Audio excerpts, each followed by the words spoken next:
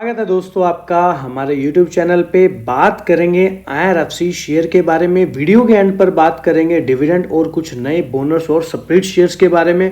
Video को शुरू करने से पहले एक छोटी सी रिक्वेस्ट उन लोगों से करना चाहेंगे, चैनल पर फर्स्ट टाइम आया तो चैनल को सब्सक्राइब जरूर कर लेना है, बेल आइकन को भी प्रेस कर लें ताकि सारे नोटिफिकेशन सारी अपडेट्स आप तक पहुंचती रहें। तो फिर शुरू करते हैं आज की ये वीडियो। मैं हूं आपका दोस्त करण, स्वागत है आपका अपने ही चैनल पर। तो IRFC board meeting to consider final result and dividend की बात यहां पर कही जा रही है। बड़ा अपडेट आता नजर आ रहा है। IRFC की बोर्ड की मीटिंग यहां पर 15 अक्टूबर की डेट की बात कही जा रही है, जहां पर कंपनी डिविडेंड की बात भी यहां पर करने वाली है फाइनेंशियल रिजल्ट्स के साथ। डिविडेंड की ओर भी नजर मारेगी और वहीं पर शेयर होल्डर्स को जो अपडेट है, टैक्स डिटेल जो है वो भी यहाँ पर अक्टूबर 2024 तक हायर टैक्स डिडक्शन के बारे में यहाँ पर डिटेल में जो है बातचीत करी जाएगी। तो यहाँ पर काफी अच्छी अपडेट हमें देखने के लिए मिल रही है। कंपनी के रिजल्ट्स आने वाले हैं और मेन पॉइंट ये है कि continuously back to back railway पर काफी सारी अच्छी अपडेट्स आ रही हैं। रेलवे पर काफी बजट पर पैसा परियोजनाएं देखने के लिए मिल रही हैं। कैबिनेट के फैसले के बाद रेलवे शेयरों में तेजी भी देखने को मिली और इस तेजी का क्या बढ़ावा दे रहा है। काफी सारे stocks RVNL, IRFC, rail telecom, IRCTC तक जो भारतीय रेलवे के शेयरों में आखिरी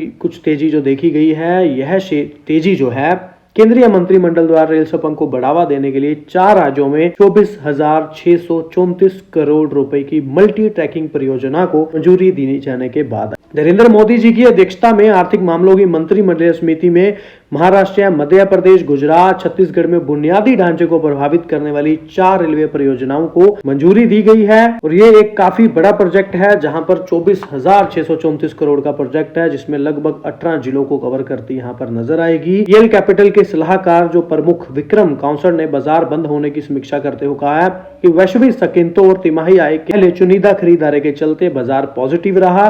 रेलवे शेयरों ने बढ़त का नेतृत्व किया और कैबिनेट द्वारा 24,000 करोड़ की परियोजना को मंजूरी देने के बाद रेलवे से जुड़े शेयरों में तेजी भी देखने के। बैंकिंग और ऊर्जा क्षेत्र की बड़ी कंपनियों ने भी बेंचमार्क को महत्वपूर्ण समर्थन दिया। लेकिन बात कर ले तो बैक टू बैक आगे भी रेलवे पर काफी सारे नए प्रोजेक्ट आते नजर आए हैं। IRFC का अगर टेक्निकल वाइज समझे तो उतार चढ़ाव मिले जुले संकेत हैं। छोटी समयवादियों में देखें तो मूविंग एवरेज मोमेंटम कभी कभी खरीद के संकेत देते हैं, खासकर तब जब ये शेयर निचले स्तरों पर, निचले लेवल्स पर आता है और वहां से इसको एक्सपोर्ट मिलता है, वहां से एक बाइंग आती है। दैनिक और वीकली चार्ट पर बात करें तो मजबूती मध्यम होती है, जिसका अर्थ है ब्रेकआउट या ब्रेकडाउन अक्सर ताजा खबरों प्रभाव पर निर्भर करता है। वॉल्यूम की बात करें तो वो भी बहुत महत्वपूर्ण है। औसत दैनिक वॉल्यूम अलग अलग होते हैं। कीमतों में उतार चढ़ाव के दौरान असामान्य रूप से ज्यादा वॉल्यूम दृश्य विश्वास का भी संकेत देता है, जबकि कम वॉल्यूम कीमतों में उतार चढ़ाव को जोखिम बना रहा है। लेकिन प्रमुख समर्थन क्षेत्र पिछले अगर बिंदुओं के पास बात करें तो उदाहरण के लिए शुरुआती जो चरण है 108 से 20 के आसपास सपोर्ट जोन बना हुआ है और रेजिस्टेंस 160 के करीब दिखाई देता है। ट्रेडर्स ब्रेकआउट की पुष्टि या उल्टफेर के संकेतों के इन स्तरों पर नजर रख सकते हैं। ये लेवल लगभग काफी सारे एनालिसिस द्वारा दिए गए हैं, जो कि मैंने पहले वाली वीडियोस में कंटिन्यूसली आपके साथ शेयर किए हैं। लगभग यही 152 से 160 तक के रेजिस्टेंस इंपॉर्टेंट बताए जा रहे हैं। इसके अलावा टेक्निकल वाइज अगर समझ लें तो RSI को समझे तो RSI में कोई प्राइस स्ट्रेंथ बनती नजर नहीं आ रही। रेट एंड मूवमेंट स्कोर देखें तो करीब 30 के करीब है। अगर 30 से नीचे जाता है तो दैट मीन कहीं ना कहीं टेक्निकल वाइज ट्रेंड जो है काफी वीक होता नजर आ रहा है। लेकिन अगर 35 से ऊपर की तरफ निकलता है तो ट्रेंड नेचुरल होता नजर आएगा। लेकिन फिलहाल इस कंडीशन में तो यही कहेंगे कि सेलर स्टॉक में एक्टिव है। MACD सिग्नल ऑल्सो रेड है। टेक्निकल वाइज नहीं कह सकते, स्टॉक में बायर्स एक्टिव हैं। अब तक की बात करें, अब आज तक के डाटा की अपडेट की बात करें, लेकिन जो ये बैक टू बैक अपडेट्स आ रही है, न्यूज आ रही है, इसका इंपैक्ट आज नहीं तो कल हमें रेलवे के शेयरों में देखने के लिए मिल सकता है। अगर भागते हैं तो फिर पकड़ में नहीं आएंगे। अगर 100 रुपए भी निवेश करने हैं तो 5-5 रुपए करके 20 बार में निवेश किया जा सकता है। जैसे जैसे स्टॉक 4-4, 5-5 पॉइंट गिरता है, थोड़ा थोड़ा एक्युमुलेशन करते रहे, लंबे समय में अच्छे रिटर्न बन सकते हैं। लेकिन देखिए, बाजार में कभी भी कुछ भी हो सकता है, एक निर्धारित बात तो नहीं कही जा सकती। आपको क्या लगता है, आप भी कमेंट करके जरूर बता सकते हैं। IRFC की बात करें तो स्विस रेलवे स्टॉक IRFC यानी कि 36,518 करोड़ रुपए के बैक टू बैक सौदे पर हस्ताक्षर खरीदे। तो काफी बड़ी अपडेट्स IRFC पर आती हमें नजर आ रही हैं। रेलवे के सबसे बड़े शेयर भारतीय रेलवे निगम लिमिटेड 30 सितंबर को भी चर्चा का विषय रहेंगे, क्योंकि NBFC ने कई परियोजनाएं कंपनियों को वित्त पोषित करने के लगभग 36,518 करोड़ रुपए के लगातार सौदे किए हैं। यह सौदे 26 से 29 सितंबर के बीच हुए हैं। IRFC वर्तमान में 1.62 लाख करोड़ रुपए से अधिक के बाजार पूंजीकरण के साथ चौथी सबसे बड़ी NBFC कंपनी है।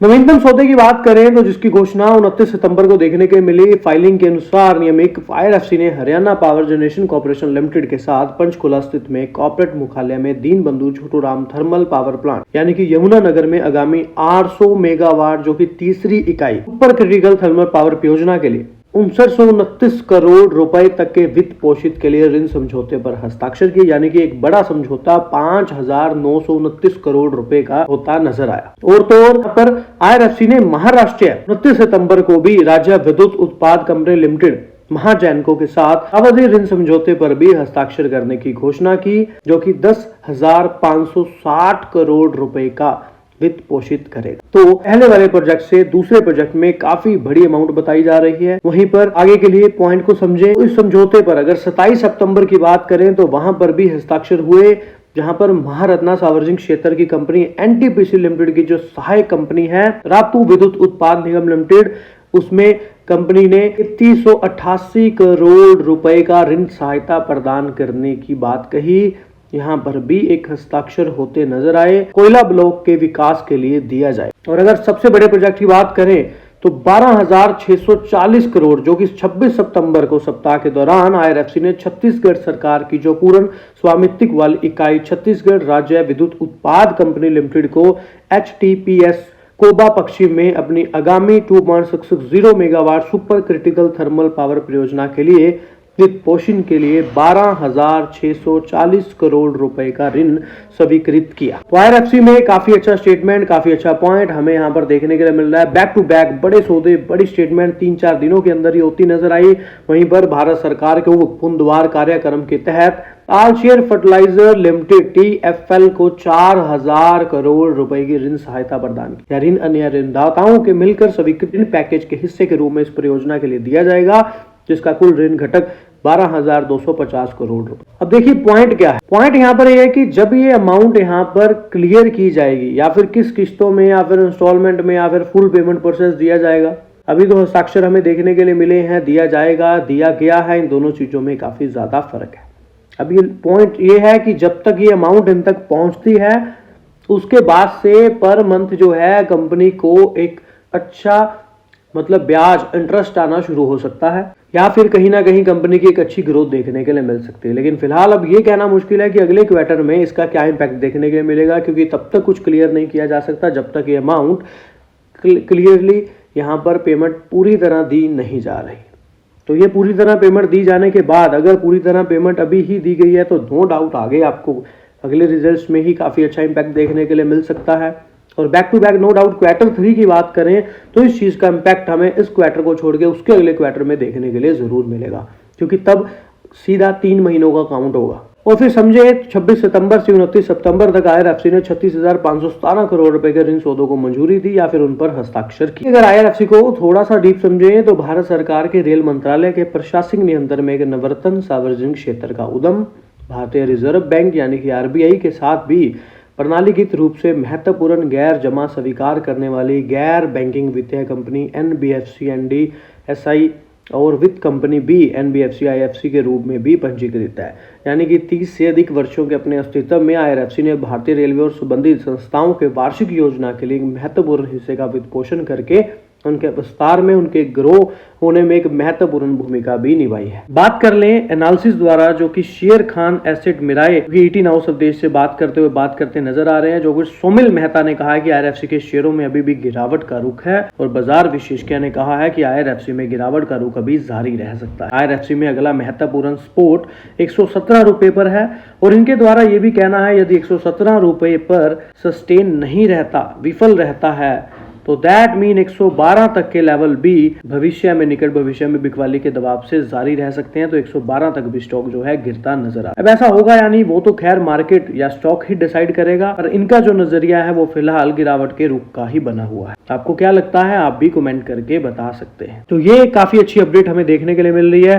साथ में रेलवे मंत्री अश्विनी वैष्णव जी की बात कर लें तो यह उल्लेख किए जाने के बाद की पूर्वोत्तर यहाँ पर लास्ट वीक हमें देखने के लिए मिला 777 यानी कि 77,000 करोड़ की परियोजनाएं का कार्यान्वित की जा रही है और रेल घटकों के बीच ऑर्डर देने की गतिविधि भी बढ़ गई।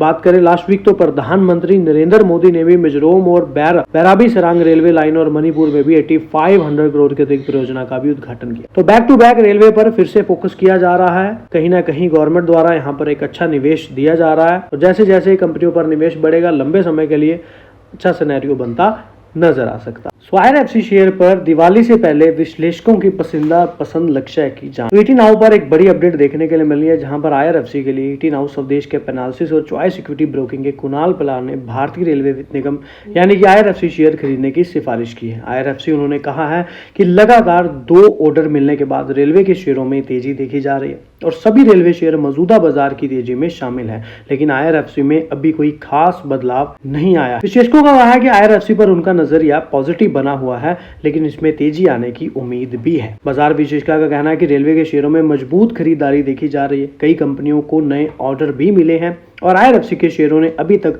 इस तेजी में हिस्सा नहीं लिया है। बाजार विशेषज्ञों ने कहा है कि मुझे उम्मीद है कि आगामी कारोबार सत्रों में IRFC के शेयरों में अच्छी तेजी आएगी।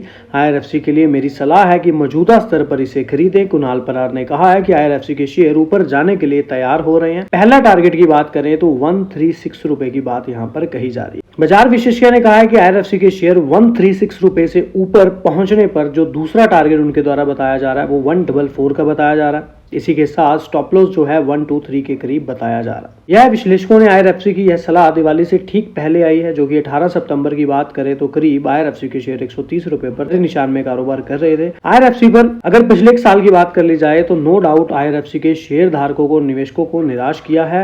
19% की गिरावट देखने को मिली। 2025 में अब तक के रेलवे के शेयरों में 13% की गिरावट आ चुकी। तेजी लौटेगी या डूबेगा, निवेशकों का पैसा क्या 5 से 10 साल के लिए स्टॉक खरीदना चाहिए? IRFC पर एक बड़ी अपडेट देखने के लिए मिल रही है, जहां पर दलाल सटीर के सबसे चर्चित PSU रेलवे शेयरों में से एक है। जनवरी 2021 की बात की जाए तो IPO लिस्टिंग के बाद IRFC के शेयरों ने ऐसा शानदार रिटर्न दिया कि निवेशक इसके फैन हो गए। लेकिन रेल मंत्रालय के तहत काम करने वाली कंपनी IRFC ने IPO के माध्यम से 26 रुपए में शेयर जारी किए थे। तभी शेयर ने उच्चतम स्तर से 800% से अधिक का शानदार रिटर्न दिया। 15 जुलाई 2024 229.5 रुपए का ऑल टाइम हाई लेवल हासिल किया, लेकिन उसके बाद मामला पटरी से उतरता हुआ नजर आया। IRFC एक नवरत्न PSU है जो रेलवे के साथ साथ अन्य प्रोजेक्ट्स की फाइनेंसिंग करती है। कंपनी में भारत सरकार की बहुमत की हिस्सेदारी है, जबकि रेल मंत्रालय के पास प्रशासनिक नियंत्रण भी। BSE आंकड़ों के अनुसार IRFC के शेयरों का भाव एक साल में करीब 30% टूटा है। 2025 में स्टॉक लगातार गिरावट पर ट्रेड करते हुए लगभग 30% टूटा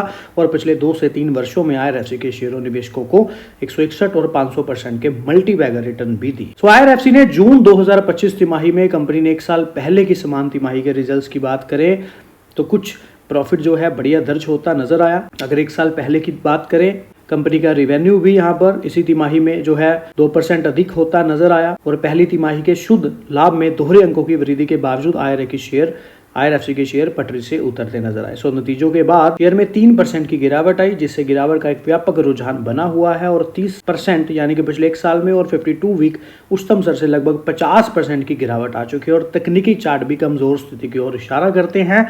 शेयर अपने 50 और 200 दिन के सरल मूविंग एवरेज से भी नीचे कारोबार कर रहा है। आंकड़ों से साफ पता लगता है कि रिटेल इन्वेस्टर्स के फेवरेट रहे स्टॉक में अब उतना मोमेंटम नहीं दिख रहा। हाल ही के दिनों में ये स्टॉक कमजोरी के साथ ट्रेड कर रहा है। निवेशकों को मोटा पैसा बनाकर देने वाले शेयर में आगे कितनी गुंजाइश है कि अभी भी इस शेयर में पैसे बनाने के मौके हैं या फिर 5-10 साल का नजरिया रखना समझदारी हो। IRFC के स्टॉक को लेकर अपनी राय देते हुए ET Now स्वदेश के एनालिसिस और मार्केट एक्सपर्ट सचिन का मानना है कि अगर निवेशक लंबा नजरिया लेके चल रहे हैं तो पोजीशन होल्ड ही रखनी चाहिए। अपनी स्ट्रेटजी को डिकॉर्ड करते हुए उन्होंने कहा कि हाल ही के दिनों में लोअर साइड में एक मोमेंटम स्टॉक के अंदर कंटिन्यू होता हुआ नजर आया। हाल ही में स्टॉक ने 124.22 के लेवल को ब्रेक करते हुए करीब 143 तक गया और बीच बीच में इसमें रुकावट भी आई, लेकिन जिस तरीके से लोअर साइड में रेजिस्टेंस ब्रेक हुए हैं, स्टॉक ने 135 की बांधा तोड़ी, ये नोट करने वाली बात है। एक्सपर्ट्स का मानना है कि कंसोलिडेशन के बाद वापसी करते स्टॉक अपनी मोमेंटम और स्ट्रेंथ बरकरार रखेगा और शॉर्ट टर्म के लिए अगर हम देखें तो 150 से 55 टारगेट हो सकते हैं। अप साइड में अगर IRFC का शेयर 155 के ऊपर टिकता है तो मुमकिन है 165 से 70 की रेंज में भी ये टेस्ट करता हुआ नजर आ सकता है। लंबे अवधि का नजरिया लेके चल रहे हैं तो पोजीशंस में बने रहें, ऐसा यहाँ पर मार्केट एक्सपर्ट्स का कहना है। दिग्गज मार्केट गुरु गुरंग शाह ने भी रेलवे स्टॉक पर अपना नजरिया पॉजिटिव बताते हुए कुछ सालों पहले जब IPO आया था, निवेशकों को लंबी अवधि में निवेश की राय दी गई थी। रेल से जुड़ी कंपनी, फिर वो चाहे सरकारी कंपनी हो, निजी क्षेत्र की हो, जिस तरीके से बदलाव हो रहा है भारतीय रेल का आने वाले कई सालों में इन सब कंपनियों को नाफे में अच्छा खासा मुनाफा देखने की गुंजाइश बन रही है। देखिए ये तो था इनका व्यू जो कि एनालिसिस है। अब ऐसा होगा या नहीं वो तो मार्केट के सेंटीमेंट और मार्केट ही डिसाइड करे। दूसरा पॉइंट यहाँ पर यह है कि दिल्ली वाराणसी, अगर रेलवे के रिलेटेड कुछ अपडेट की बात करें तो देखिए बुलेट ट्रेन प्रोजेक्ट पर भी बड़ा अपडेट आता नजर आ रहा है। 60 गांवों से होकर गुजरेगी ट्रेन। वहीं पर रेल मंत्री अश्विनी वैष्णव ने भी बुधवार को संसद में बताया कि Mumbai Ahmedabad high speed rail project 508 kilometre पर तेजी से काम चल रहा है। 406 किलोमीटर में नींव का काम पूरा हो चुका है और 127 किलोमीटर लंबे पुल पर ट्रैक बिछाने का काम शुरू हो चुका है। लोकसभा में बताया गया है कि इस प्रोजेक्ट के दूसरे अहम काम जो पूरे हो चुके हैं उनमें से 395 किलोमीटर में खंबे और 300 किलोमीटर से ज्यादा के गर्डर कास्टिंग और गर्डर लॉन्चिंग शामिल है। और इंजनों को बिजली देने के लिए ओवरहेड इक्विपमेंट्स भी यहाँ पर बनाने का काम भी शुरू हो चुका है। और 78,839 करोड़ रुपए 30 जून तक इस प्रोजेक्ट पर कुल खर्च किए जा चुके हैं। और इनडायरेक्ट और डायरेक्ट से भी यहाँ पर रोजगार भी मिलता नजर आया है। और काफी जो है बुलेट ट्रेन प्रोजेक्ट के लिए 1399.5 हेक्टेयर की पूरी भूमि का अधिग्रहण भी कर लिया गया है। तो IRFC, NHPC, NBCC काफी सारे स्टॉक्स पर यहाँ पर बताया जा रहा है। मार्केट एक्सपर्ट्स ने खरीदारी के लिए कुछ शेयरों की यहाँ पर सिफारिश की है और कह रहे हैं माला माल कर देंगे ये शेयर। तो अगर आप शेयर बाजार में नई खरीदारी के लिए कुछ स्टॉक्स की तलाश में हैं तो आप ET Now स्वदेश के एनालिसिस और मार्केट एक्सपर्ट द्वारा सुझाए गए कुछ शेयरों पर नजर डाल सकते। ET Now स्वदेश के मार्केट एक्सपर्ट अजीत मिश्रा और गौरांग शाह ने निवेशकों के लिए कुछ शेयरों की सिफारिश की है और इन शेयरों और समझने की कोशिश करते हैं कि एक्सपर्ट का नजरिया क्या है, कौन सी रणनीति है जिसकी वजह से यहाँ पर तगड़ी कमाई का मौका मिल सके। तो हमें बात करनी IRFC के बारे में। IRFC पर इनका क्या व्यू है वो समझेंगे। शाह ने ये कहा है कि IRFC एक मजबूत रेलवे कंपनी है, वो तो बनी बात है, लेकिन इसमें सभी रेलवे कंपनियां चाहे वह कुछ सरकारी हो या प्राइवेट है लंबी अवधि में अच्छा प्रदर्शन करें। लेकिन एक पॉइंट साथ में इन्होंने ये भी दिया है, सरकार भारतीय रेलवे में बदलाव को बेहतर बनाने पर ध्यान केंद्रित कर रही है और इस तरह की कंपनियों में ग्रोथ में वर्षों तक जारी रहेगी। तो अगर गवर्नमेंट का फोकस यहाँ पर बना रहे, सेवाएं जो हैं बदलाव जो हैं देखने के लिए मिलते रहेंगे तो नो डाउट आने वाले समय में बिल्कुल कंपनियां आगे बढ़ सकती हैं, ग्रोथ कर सकती हैं। उन्होंने कहा कि सभी रेलवे कंपनियों के पास मजबूत ऑर्डर बुक है, लगातार ऑर्डर मिलते जा रहे हैं और ये ऑर्डर पूरे होंगे तब इनकम और प्रॉफिट में वृद्धि होगी। दैट मीन कंपनी के रिजल्ट्स पर भी प्रॉपर नजर रखनी होगी।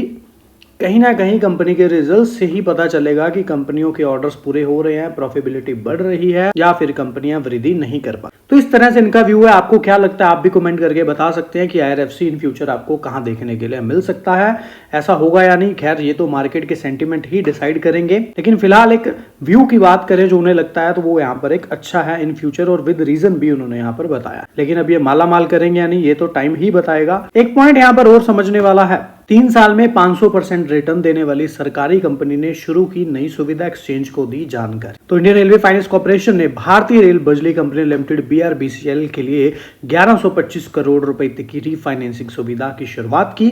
BRBCL, NTPC लिमिटेड और रेलवे मंत्रालय का एक ज्वाइंट वेंचर है। इस लोन एग्रीमेंट पर BRBCL के नबी नगर कार्यालय में IRFC के जो CGM यानी कि सुनील गोयल और BRBCL के CEO दीपक रंजन देहरी ने अपने अपने ऑर्गेनाइजेशन के सीनियर अधिकारियों की मौजूदगी में यह हस्ताक्षर की। तो एक बड़ा कोलैब होता, ज्वाइंट वेंचर होता नजर आ रहा है। IRFC की ओर से दी गई है रीच फाइनेंसिंग मदद BRBCL की वित्तीय लागत को कम करने में मदद करेगी। उससे कंपनी की वित्तीय स्थिति मजबूत होगी और भारतीय रेलवे को भी उपलब्ध कराई जाने वाली बिजली की लागत भी घटेगी। इससे दोनों पक्षों के लिए ही प्रॉफिटेबिलिटी स्थिति बनेगी, लाभकारी स्थिति बनेगी और BRBCL की प्रॉफिटेबिलिटी में सुधार होगा।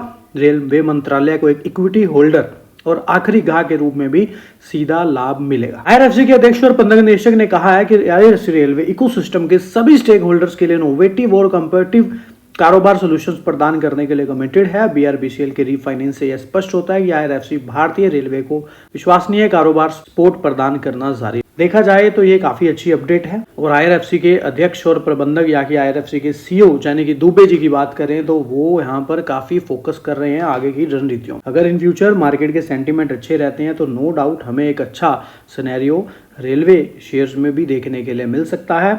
और इस परंपरा को आगे बढ़ाते हुए IRFC अब रेलवे इकोसिस्टम के अलग अलग स्थानों को सपोर्ट दे रहा है। Long term ordination, input effectivity और क्षेत्रीय कारोबार स्थिरता को भी सुनिश्चित हो सके। और इंडिया रेलवे फाइनेंस लिमिटेड हमें यहाँ पर साल 2025 में अब तक यह 16% नीचे आ चुके हैं। और इस तरह की राय जताते हुए वेल्थ ग्लोबल रिसर्च के निदेशक अनुज गुप्ता ने भी कहा है कि RFC का समग्र रुझान कमजोर दिख रहा है, शेयर में गिरावट देखी जा रही है। गुप्ता ने कहा कि अगर शेयर 130 के स्तर से ऊपर टिक पाता है तो 138 तक के नए लक्ष्य देखे जा सकते हैं और नई खरीदारी की जा सकती है और उससे अगला टारगेट 145 देखने के लिए मिल सकता है, ऐसा इनका कहना है। RFC के तकनीकी संशोधन विशेषज्ञ ध्रुमिल बटलानी द्वारा सुझाए गए 130 रुपए के पिछले स्टॉप लॉस को तोड़ दिया है, जिन्होंने निवेशकों को नए लॉन्ग पोजीशन से बचने की सलाह दी थी। इसके अलावा देखिए, इनको ऐसा लगता है कि स्टॉक ऊपर जाएगा नीचे जाएगा, ये इनका व्यू है। मार्केट में क्या होगा वो मार्केट ही डिसाइड करेगा। RFC ने सूरत में भारत के पहले मल्टी मॉडल ट्रांसपोर्ट हब के लिए 200 करोड़ रुपए का ऋण मंजूर। सरकारी स्वाति वाली भारतीय रेलवे वित्त निगम RFC ने 19 अगस्त को कहा कि उन्होंने सूरत एकीकृत परिवहन विकास निगम लिमिटेड यानी कि SITCO के साथ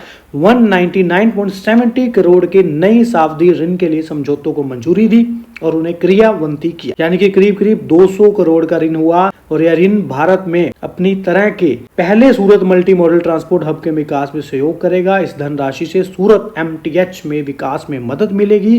गुजरात के सबसे तेजी से बढ़ते शहरों में से एक में परिवहन के कई साधनों को एकीकृत करने और यात्रियों की कनेक्टिविटी में भी सुधार के लिए डिजाइन किया गया है। ऋण समझौते पर SITCO के नई दिल्ली कार्यालय, SITO के निदेशक मोहित कुमार और SITCO की कंपनी सचिव निर्मता मखारिया और RFC के वित्त महाप्रबंधक आशीष सैनी ने हस्ताक्षर। तो ये एक बड़ी अपडेट हमें RFC में आती नजर आई है, जो कि काफी अच्छी न्यूज है। 200 करोड़ का ऋण यहाँ पर मंजूर किया गया है और तो और कुछ इंपॉर्टेंट लेवल्स भी मैंने शेयर किए जो यहाँ पर बताए गए। तो RFC शेयर मूल्य यानी कि नवरत्न रेलवे स्टॉक का व्यापार कैसे करें, तो यहाँ पर काफी सारी अपडेट्स दी जा रही हैं। समझेंगे भारतीय रेलवे वित्त निगम RFC S&P ग्लोबल रेटिंग्स द्वारा दीर्घावधि जारी करता रेटिंग में संशोधन के बाद नवरत्न सार्वजनिक क्षेत्र की कंपनी RFC चर्चा का विषय बनी हुई है। कंपनी ने RFC ने आउटलुक को भी BB स्थिर से यानी कि पॉजिटिव कर दिया है। RFC शेयरों में कुछ हलचल भी देखने के मिली, जहां पर 2% की तेजी आई, इंट्राडे हाई पर पहुंचता नजर आया। लगभग समझा जाए तो 2 बजे के आसपास RFC शेयर में 0.39% की बढ़त के साथ कारोबार करते नजर आए और उसी समय रेलवे कंपनी के 87.5 लाख शेयरों का लेन देन भी हुआ।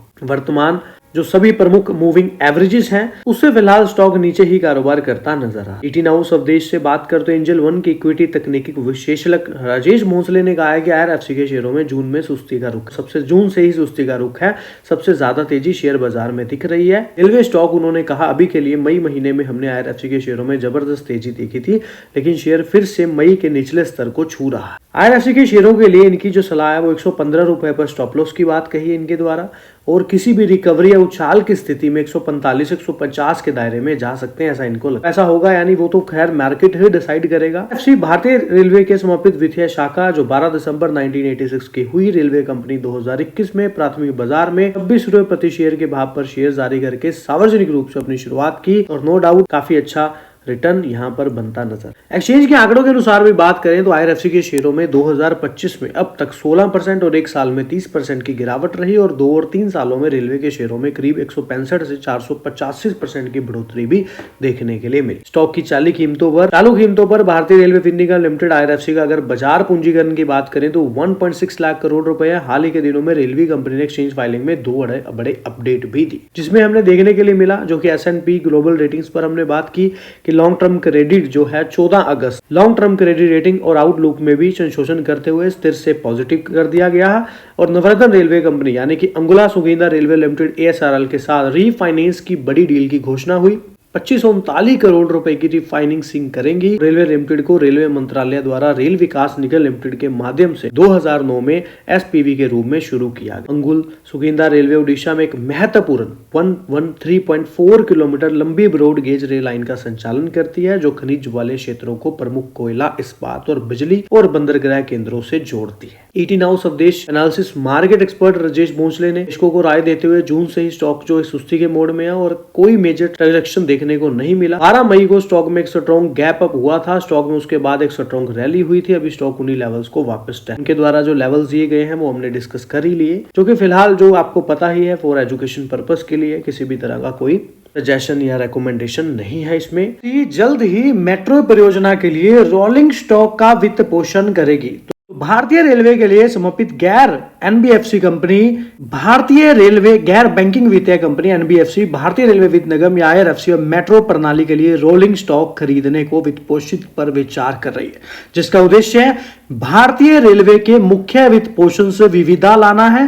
आईआरएफसी के अध्यक्ष, प्रबंध निदेशक और मुख्य कार्यकारी अधिकारी मनोज कुमार दुबे ने ईटी इंफ्रा रेल शो में मुख्य भाषण में कहा है कि हम मेट्रो रेलवे परियोजना में से एक के साथ एक समझौते पर हस्ताक्षर करने के कगार पर हैं, जहां हम पहली बार उनके रोलिंग स्टॉक को उसी तरह से वित्त पोषित करने जा रहे हैं जैसे हम भारतीय रेलवे के लिए कर रहे हैं। आईआरएफसी ने पारंपरिक रूप से भारतीय रेलवे द्वारा रोलिंग स्टॉक परिसंपत्तियों की खरीद को वित्त पोषित किया है। तो बहुत ही बढ़िया जो है यहाँ पर अपडेट दुबे जी द्वारा दी गई। और तो और दुबे ने बताया है कि देश में रेल इंफ्रास्ट्रक्चर का भी विकास होता नजर आ रहा है। अभी हाल ही में 2 बड़े प्रोजेक्ट देखने के मिले, जो मैंने 7,000 करोड़ के करीब आपको पहले भी बताए भी हैं 2-4 दिन पहले वीडियोस में, जिसमें भारतीय railway network, metro network, rapid rail system भी शामिल है और सालाना 4 लाख से 5 लाख करोड़ की वित्त पोषण की आवश्यकता है, जिसमें आईआरएफसी वित्त पोषण की आवश्यकताओं को पूरा करने के लिए खुद को तैयार कर रहा है। मिल सकता है और यहां पर देखिए बड़े से बड़ा एक से एक समझौते करने के कगार पर है। काफी सारी अपॉर्चुनिटीज हैं आईआरएफसी के पास। समझे तो क्या है, अगर एज पर चार्टर की बात करें तो कंपनी जो रेलवे से रिलेटेड जो चीजें हैं, चाहे रेलवे का कोई आगा है चाहे पीछा है ना, तो जो रेलवे से संबंध है आगे पीछे, तो वहां पर भी कंपनी अपना हाथ जो है, अपना फंड जो है दे सकती है। और फिर लीजिंग ऑफ रोलिंग स्टॉक्स के अदर एमओआर के अलावा भी यहाँ पर एमओआर के अलावा भी कंपनी रिलीज कर सकती है रोलिंग स्टॉक के लिए। और फिर फंडिंग का भी रेलवे इंफ्रास्ट्रक्चर पर थ्रू जेवी स्टेट के जरिए डेवलप होता नजर आ सकता है। और फिर आने वाली जो हाई स्पीड ट्रेन है, high speed semi freight lines जो हैं, डेडिकेटेड कॉरिडोर्स, तो इन चीज़ों का भी बेनिफिट आईआरएफसी के लिए एक अपॉर्चुनिटी है। मल्टी मॉडल लॉजिस्टिक पार्क्स भी यहाँ पर आईआरएफसी के लिए एक बड़ी अपॉर्चुनिटी है। नॉन कन्वेंशनल सोर्सेज की बात कर ली जाए जैसे रिन्यूएबल एनर्जी, तो ये भी चीज़ें जो हैं कहीं ना कहीं आईआरएफसी के लिए एक अपॉर्चुनिटी का काम करती नज़र आ सकती हैं। और आईआरएफसी आपको पता है ऑलरेडी हस्ताक्षर हुए हैं, एमओयू साइन हुए हैं, कोलैबोरेशन हुए हैं राइट्स के साथ, आईएफसीएल के साथ, आरईएमएससीएल, एमएमआरडी के साथ। तो ये कुछ अपॉर्चुनिटीज आईआरएफसी के पहले फिलहाल बनी हुई हैं और कुछ यहाँ पर बनी हस्ताक्षर भी हो रखे हैं, फ्यूचर मिलता नजर आ सकता है। दूसरा पॉइंट यहाँ पर समझे तो कंपनी हर साल करीब 2 डिविडेंड देती नजर आ रही है। 2023 में 2 डिविडेंड मिले, 2024 में 2 डिविडेंड मिले और फिलहाल 25 अभी चल रहा है तो 1 डिविडेंड देखने के लिए मिल चुका है। यहाँ पर अश्विनी वैष्णव जी ने अगले 2 से 3 वर्षों में 100 अमृत भारत, 50 नमो भारत और 200 वंदे भारत तक की यहाँ पर निर्माण के लिए ट्रेनों की बात यहाँ पर कही। इसके अलावा समझे तो यहाँ पर 2025-26 के बजट में जो भारतीय रेलवे के उन्नयन पर सरकार का ध्यान जारी है, 2.52 लाख करोड़ रुपए का आवंटन किया गया और वैष्णव जी ने 4.6 लाख करोड़ रुपए की नई परियोजना पर भी प्रकाश डाला। देखिए, जब रेलवे पर बड़ी इन्वेस्टमेंट होती रहेंगी तो रेलवे की कंपनियों को उनका बेनिफिट मिलता ही रहे। अगर इस बात को शॉर्ट में समझेंगे तो भी एक ही लाइन बनती है, लंबे में समझेंगे तभी एक बात बनती है। अगर गवर्नमेंट का, सरकार का निवेश पूंजीगत रेलवे पर बढ़ता है तो नो डाउट रेलवे से रिलेटेड जो कंपनियां हैं उन सभी कंपनियों पर ही कैसे ना कैसे करके इफेक्ट जरूर पड़ता है, क्योंकि कोई ना कोई प्रोजेक्ट, कोई ना कोई कर्म, कोई ना कोई कार्य कंपनी कर रही है। ये हमको पता होना चाहिए कि हमारी कंपनी जो है, जो हम पर निवेश कर रहे हैं, उसका बिजनेस जो है वो बिजनेस उससे रिलेटेड है या नहीं। तो आईआरएफसी का सबसे बड़ा मेन सिनेरियो क्या रहता है आपको पता है, पेपर देना, नई परियोजना। अब कंपनी नवरत्न स्टेटस पर भी है, 1000 करोड़ तक का खुद का डिसीजन ले सकती है और काफी सारी एडवांटेज भी हैं जो अभी यहाँ पर आगे दुबे जी ने जो कहा है वो मैंने शेयर किया हुआ है, जिससे काफी चीजें क्लैरिटी से पता चलती हैं। अगले 4 से 5 वर्षों में पूरा हो जाएंगे और इन परियोजना में नई रेलवे लाइनें बिछाना भी है, पुनः विकास करना भी है, फ्लाईओवर भी है और अंडरपास का निर्माण करना भी शामिल है। और 31 मार्च तक तो 1400 कोच पूरे होने की उम्मीद भी बताई गई है और 25-26 में 2000 नए टर्नल कोच का लक्ष्य है और 1000 नए फ्लाईओवर को मंजूरी भी दे दी गई है। कर लेते हैं यहाँ पर बोनस शेयर्स के बारे में। तो उदाहरण के लिए यदि आपके पास 10 अक्टूबर 2025 को लक्ष्मी गोल्डाना हाउस के 50 शेयर हैं तो आपको 70 नए बोनस शेयर प्राप्त होंगे, जिसके आपके शेयरों की कुल संख्या 120 हो जाएगी। यानी कि एक्सचेंज फाइलिंग में कंपनी ने कहा है कि प्रत्येक 5 मौजूदा शेयरों के लिए नए 7 शेयरों का अनुपात में बोनस शेयर जारी करने को मंजूरी दी गई है। 31 मार्च 2025 तक कंपनी के बुक भंडार या प्रतिभूति प्रीमियम खाते से वित्त पोषित किया जाएगा। जारी होने के बाद चुकता इक्विटी शेयर पूंजी 20.87 करोड़ रुपए से बढ़कर 50.9 करोड़ रुपए हो जाएगी। कंपनी ने 10 अक्टूबर 2025 को रिकॉर्ड डेट तय की है। इसी तिथि से तय होगा कि कौन से शेयर धारक बोनस शेयर प्राप्त करने के पात्र हैं। कंपनी को उम्मीद है कि जो बोर्ड की मंजूरी है उसके मिलने के 2 महीने के अंदर शेयर जमा कर दिए जाएंगे या भेज दिए जाएंगे। तो लक्ष्मी गोल्डाना हाउस लिमिटेड ने 7.5 अनुपात बोनस की जो है घोषणा की है। प्रत्येक वर्तमान में रखे गए प्रत्येक 5 शेयरों के बदले नए 7 शेयर मिलते नजर आएंगे।